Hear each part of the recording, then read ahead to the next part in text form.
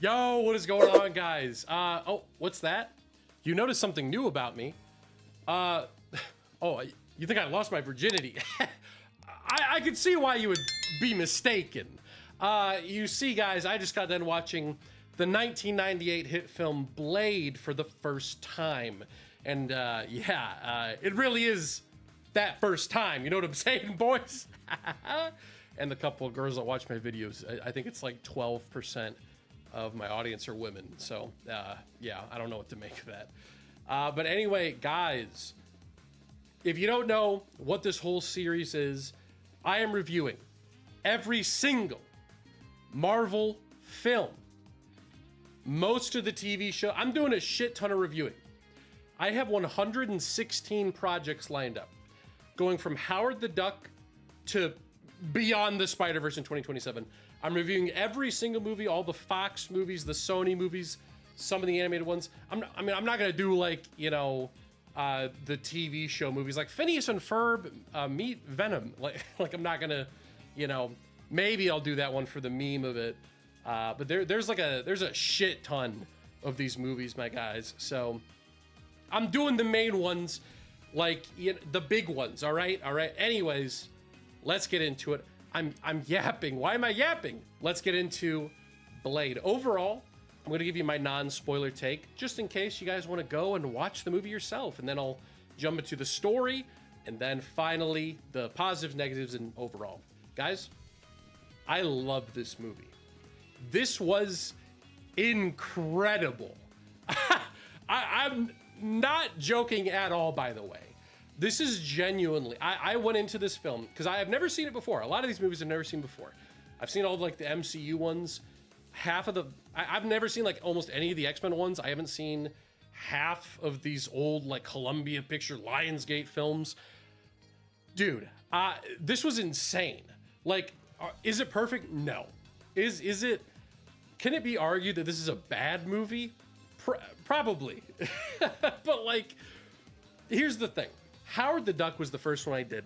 And that was the type of movie where it was so bad you can laugh at it, and that's what made it worth watching. This one, it's not so bad you laugh at it. It's so badass that you're just hyped the entire time. Like, they have the most 90s, 80s action I've ever seen in my life. Like, there's this one moment where Blade comes out and they're like, "Blade, you son of a bitch." And Blade comes out, slices this dude's head off, who happened to be wearing Blade's iconic sunglasses. The sunglasses then flip in midair, and then I think he catches them for like a split second and just slowly puts them on. And then he just starts karate chopping vampires. Guys, there are so many moments like that. There's another one where these bad guys are like walking around these halls. They're like, "He's around here somewhere." And then you hear this motorcycle start going, "Rrr, rrr, rrr, rrr, rrr." And then he just blasts through the wall and just got the Uzis and just starts spraying. Dude, like, it's so hype. If the new Blade movie, if that ever comes out, if it doesn't meet these hype levels, then I don't care. Like, it was insane how good this was.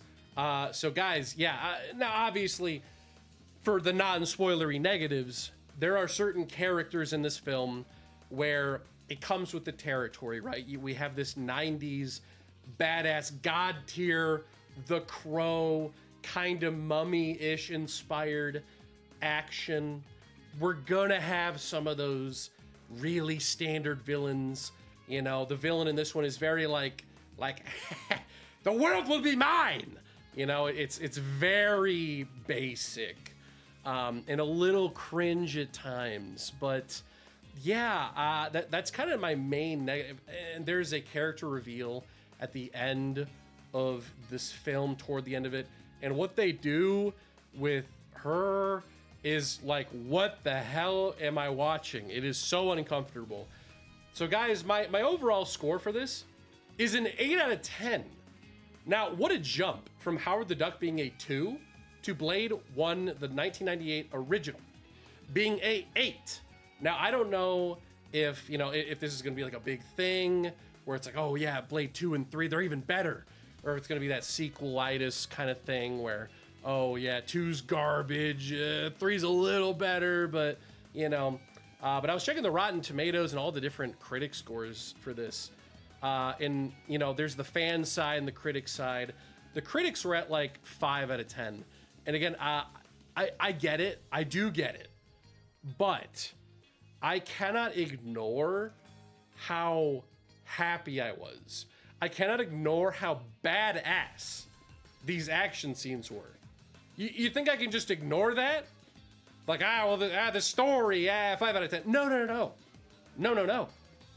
The intensity of the action, and oddly enough, this film is oddly sexual, but not in an awkward way like in Howard the Duck, where it's like, what the hell am I watching? It's in like a really interesting way. It mixes like the vampire's need for blood and almost makes it like this kinky kind of thing. It's so weird, but that's why I like it though, because it takes these weird concepts and it's not afraid to go full bar with it. We have this other character. Okay, I'm getting into spoilers a little bit. I'm not going to get into spoilers. Guys, an 8 out of 10. Go watch it if you haven't. It's absolutely worth it, all right? Let's get into the actual story itself. So we open up. This woman is attacked. She's being rushed into the hospital. The doctors try to save her, but they can't. And then Blade is born. So essentially, Blade's mother was bitten by a vampire, and at this point, Blade's like, my mama died, and I'm gonna take out every bitch that bit her. So he's going around hunting vampires, and then that's that's the origin story. It's all you need. Perfect origin story. It's simple, it's quick, it doesn't spoon feed it to you, it lets you think to yourself. You know, it shows this woman in the operating room, out comes a little black baby, and then it goes over to Blade. So it's like, you know, I feel like in movies nowadays, Blade would have a monologue where he's like, and then my mother was bit, and then I was born. There's nothing I hate more than spoon feeding, and I really like that here. And yeah, obviously Blade does talk about it later, but it's for plot relevance. It's not for spoon feeding. Next up, so Blade comes across Abraham Whistler, a grizzled sort of vampire hunter. He makes weapons and serums for Blade, because Blade, obviously, he's like half vampire, half normal person, half vampire, because his mother was bit again when she was pregnant with him. So he's at this like halfway point where he has the strength, he has the healing capabilities, but the downside is he do need that blood though. So he's trying to find these serums to where he won't need blood. So the movie opens, we're in a nightclub scene, a secret vampire rave called the Bloodbath. This guy walks in, he has no idea what's happening, and then blood just starts spraying everywhere. And this is one part I thought was, it's fun, but it's also dumb, because it's like, okay, I see the idea here. They invite these non-vampires to these raves, these parties, so that way they can feast on them in secrecy. So all the vampires, they turn to the normal human guy and they're like, and they start flashing their teeth. But then instead of biting the guy, they just start beating him up. They just start kicking the shit out of him. I'm like, damn, wait, give me a minute. It's like, you know, I would get it if they were like, oh, they're tearing him apart. But no, he gets on the ground, he starts crawling, they just start kicking him. They just start like freaking curb stomping him. I'm like, hot damn. And then our first aura farming moment, we have Blade. He comes out. You see that leather coat, baby. Camera zooms up a little bit. Oh shit! He just starts spraying, dude. We're hopping right in the middle of it again. Perfect origin story.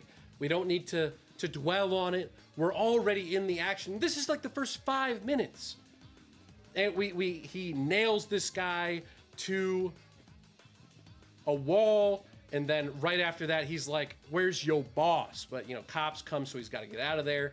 But he does set the guy on fire, but then the cops save the guy who was on fire, even though there's clearly something horribly wrong with him. So that guy that was on fire, who was a vampire again, gets brought to a hospital. This one chick, Dr. Karen Jensen, a hematologist, goes into to essentially try to fix him up. And then she has this like boyfriend or ex-boyfriend, and he's like, "Oh, I miss you so bad." And this is a part where I was like, where are we going with this? I don't need, you know, some random side character in here. But no, they kill him very quickly. The burned vampire immediately comes back to life, nibbles on that dude, and then he takes a little bite out of Karen. Blade comes in to save her, jumps out the window, brings her back to his base where he explains everything. And now at this point, we figure out that, oh, Frost. Frost is the name of the evil vampire. So there's this whole like vampire society. It looks very similar to the, it's been so long since I've watched Harry Potter. It kind of looks like that room with like all the evil people with Voldemort. God, I don't know any of those. Why am I even referencing this? It looks like the same table. Wow, incredible. Anyways, essentially we find out that Frost was like a human once. He was bitten, now he's a vampire.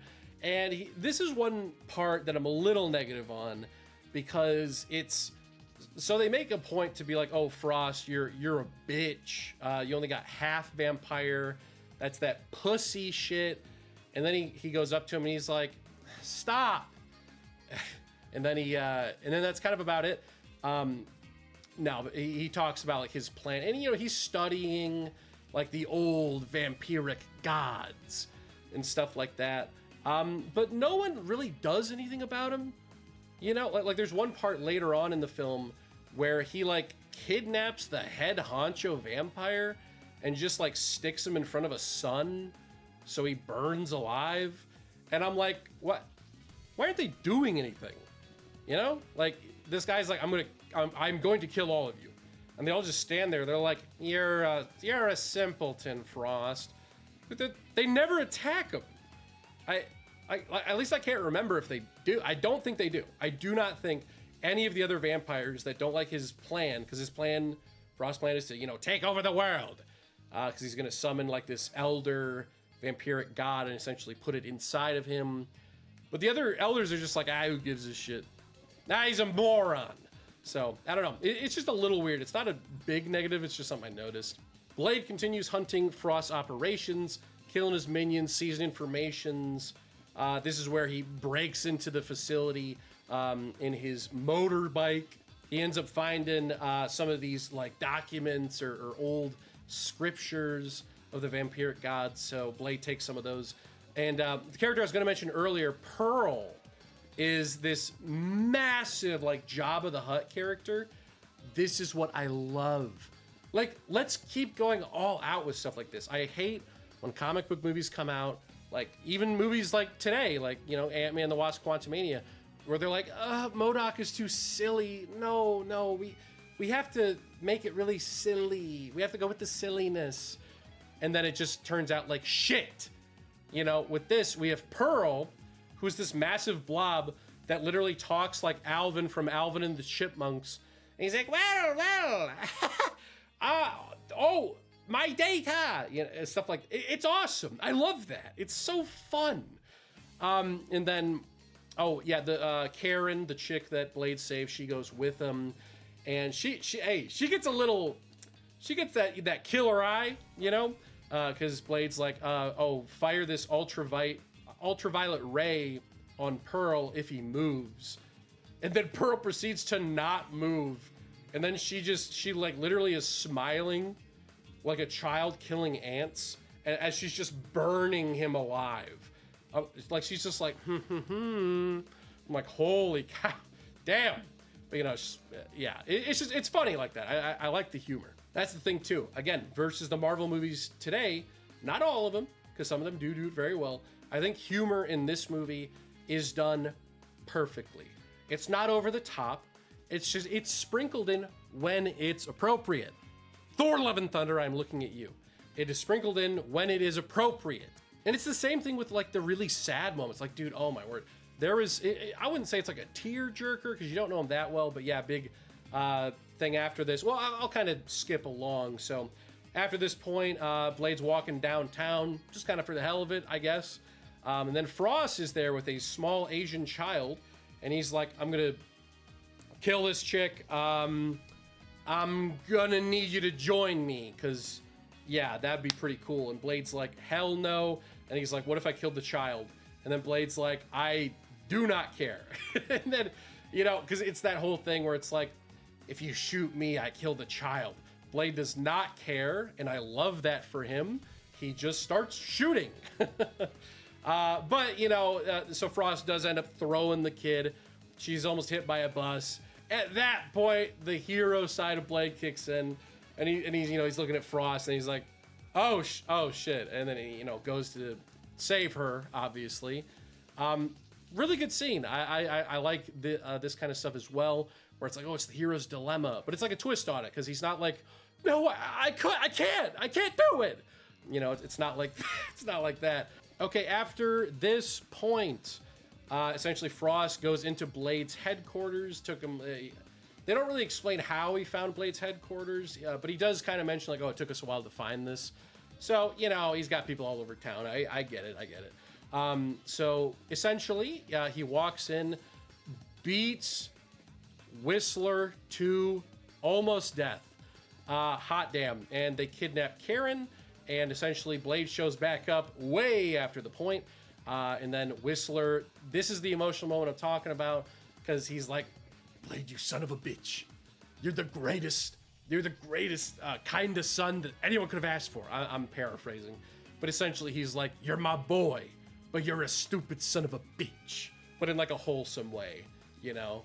Not like a negative way, if you didn't get that. Yeah, it's incredible how emotional it is. Wasn't jerking at my tears, but, you know, I don't think you're supposed... It's just a good emotional moment, that's all. So essentially, at the end of that, Blade gives Whistler his gun, and as he's walking away, you just hear that gunshot go off, and oh shit, what an end to that character. I love it. But there's a VHS left behind by Frost. Essentially, Frost is like, come to this location if you want Karen. And then, yeah, no, that is it. So this is kind of this is a weird part, right? So essentially, Blade goes to Frost's hideout. He gets captured. But the way he gets captured is it is revealed that his mother is alive. So I'm not totally against that. Like, it makes sense, right? She was bitten by a vampire. Oh, it makes sense she'd still be alive, but she's a vampire now. Well, the way they do it is, she's like, you're my son. And then obviously he's like, what? And, you know, he's taken aback. You know, he goes in to hug her. And then all of a sudden, he's like violently torn to the ground. And then his mom goes up to Frost and like gives him a little smooch on the lips. And I was like, what? So at this point I'm thinking like, oh, it's a fake, you know, someone that pretending to be his mom. But no, that is his mother. That is his mom. And then there's this part later. So essentially, in order to summon the demonic old deity vampire guy, or spirits, I guess, they tie up Blade, because they have to have Blade for this ritual. They have to have a Daywalker. That's what he's called, because, you know, he's the half and half thing. They got to tie him up, staple him to this big old rock, and get him to bleed. And then that will summon the thing. So he's sitting there, and he's, like, strapped to the wall. His mom comes up to him and starts, like, licking him. Like, she starts, like, licking his chin and shit. And she's just, like... she does kind of say, like, oh, I ain't your mother no more. You know, I'm someone else. But not really, you know? I'm someone else in terms of my personality is now that of a vampire. So it's just, yeah, it's weird. It's like, why are you having them, like, kiss? That's so odd. Like, I don't understand what the point of that is. But then eventually, so yeah, Karen was dumped into a hole after she was kidnapped, and then her doctor ex-boyfriend from the beginning, he's like a vampire zombie now, and then he randomly just starts trying to attack her even though he recognizes her. She gets out of the hole, just kind of leaving him down there. So that was a little odd. And then she eventually frees Blade, and then Blade has to kill his mother. And again, it's really weird because it's like they start going after each other, and she's like, you wouldn't kill your mom, would you? Would you? And she's like this close to his face. She's like doing a little bit of that. Like, bro, what? Why? I don't get it. That's so gross. But yeah, anyway, he kills his mom, and then basically they go to confront the big final battle. Karen gets to go against this white-haired chick. She's like a buddy of Frost. Nothing really big happens here. She stabs her. That's about it. The big fight is between Frost, who is now empowered by demon vampiric energy. You can tell this by his eyes, by his red eyes. So they start fighting. There's this god tier aura farming moment where we see his serum, which, earlier in the film, Karen and Whistler were working on this contraption to where basically if you shoot it at a vampire, it mixes in with their blood and makes them blow up. So essentially, Frost saw this, he threw it away. He didn't know what it was, but he threw it away. Blade then goes down, he sees that it's stuck between a rock. He tosses his sword up. It gets stuck in the rock, but then he has this knife come out from the rock, exploding the rock, and then he catches it behind his back, and in which he then oh shit, I'm getting too excited. And then he catches them and just starts going fwah, fwah, fwah, right into Frost. And then he just starts expanding like a balloon until he blows up, and it is the most satisfying thing ever. And then that's about it. Then Karen offers to cure Blade of his vampirism, but he refuses, saying that he's still got to keep hunting vampires down. And then we get this little kinda after credits thing where it shows Blade's in Russia now hunting down another vampire.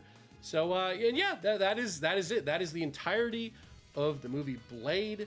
So guys, let's just dive right in to the final positives and negatives that I had.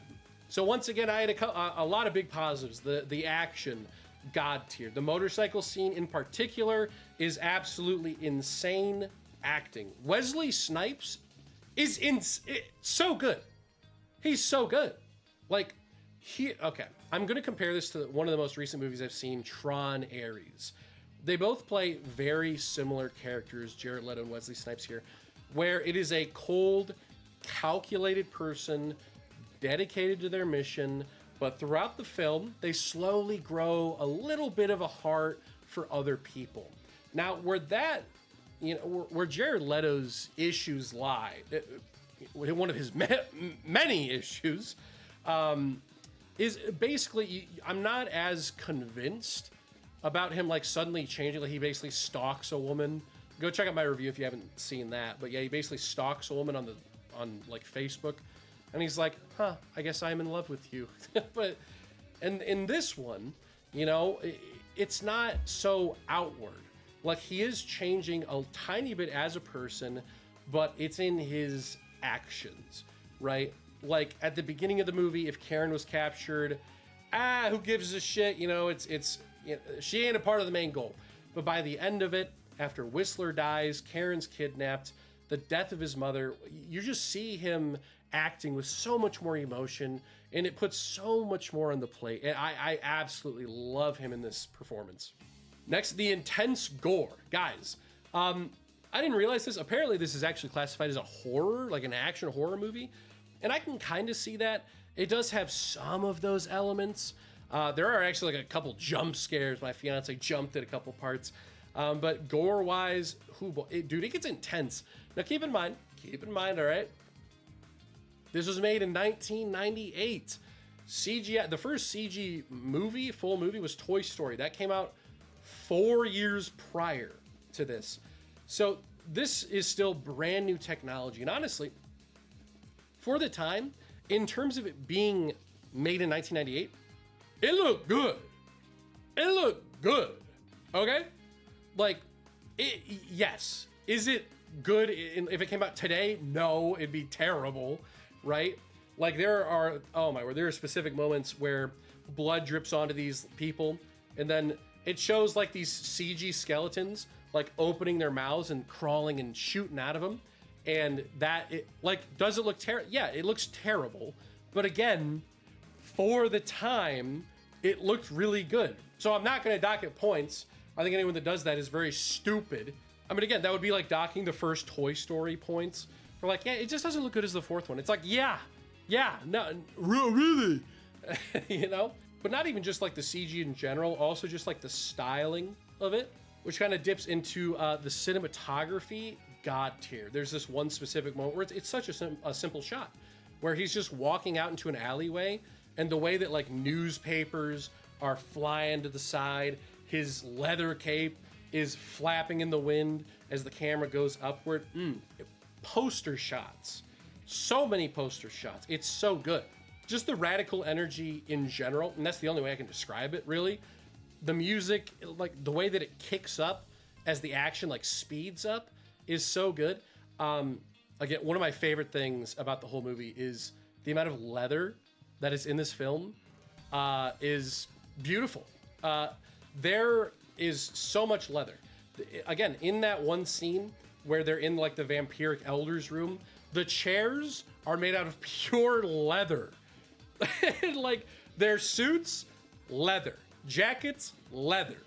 Blade's entire fit, leather. But it fits. It just fits. It fits. I like it. Now onto the negatives, and again, I only have a few of these negatives. Overall, yeah, Frost is probably my biggest issue with this movie.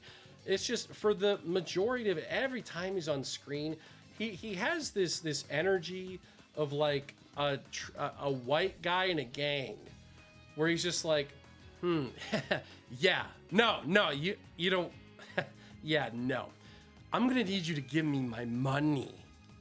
It's like, what am I watching here, man? It's so cringe. Again, he's not super bad, but like, especially in the end for the last little bit, when he goes into his vampiric final god mode, the only abilities we really see is he has sort of like a super speed mode, and he's a little stronger, I think.